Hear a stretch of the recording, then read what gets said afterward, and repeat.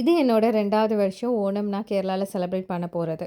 போன வருஷம் ஓணத்துக்கு ஒரு 4 நாளைக்கு முன்னாடி தான் சென்னையிலேருந்து வெக்கேட் ஆகி கேரளா வந்து செட்டில் ஆனோம். 4 நாளைக்கு முன்னாடி வந்ததுனால டே 1 ஆஃப் அத்தம்லேருந்து என்னோட ஓணம் செலிப்ரேஷன் ஸ்டார்ட் ஆகல. இந்த வருஷம் தான் நான் ப்ராப்பரா இங்க ஓணம் செலிப்ரேட் பண்ண போறேன். எப்படி தமிழ் மாசம்லாம் இருக்கோ, அதுபோல மலையாள மாசமும் இருக்கு. சிங்க மாசத்துல தான் ஓணம் செலிப்ரேட் பண்ணுவாங்க.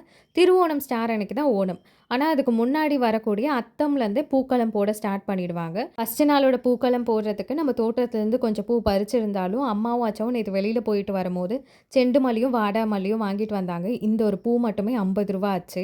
எல்லா பூவையும் கட் பண்ணி ரெடி பண்ணியாச்சு. என்ன பேட்டர்ன்ல போடணுன்றதுக்கு ஒரு டிசைனுமே ரெடி பண்ணிட்டேன். அத அச்சாகிட்ட சொல்லி ரவுண்டு மட்டும் போட சொல்லிட்டேன். ஏன்னா, எனக்கு இந்த ரவுண்டுல மட்டும் கொஞ்சம் பிரச்சனையாகும்.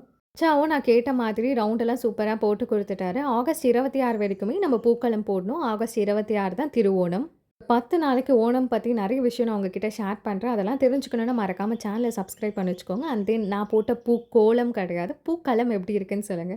கேரளா பையன கல்யாணம் பண்றதுக்கு முன்னாடி வரைக்குமே எனக்குமே இது பூக்கோலம் தான். இப்ப தான் இது பூக்களமா மாறியிருக்கு. இந்த பூக்களம் எப்படி இருக்குன்னு சொல்லுங்க. அப்படியே நாளைக்கு ஒரு சூப்பரான பூக்களமோட மீட் பண்ணலாம். பாய் ஃப்ரம் மேடமலு. பாய்.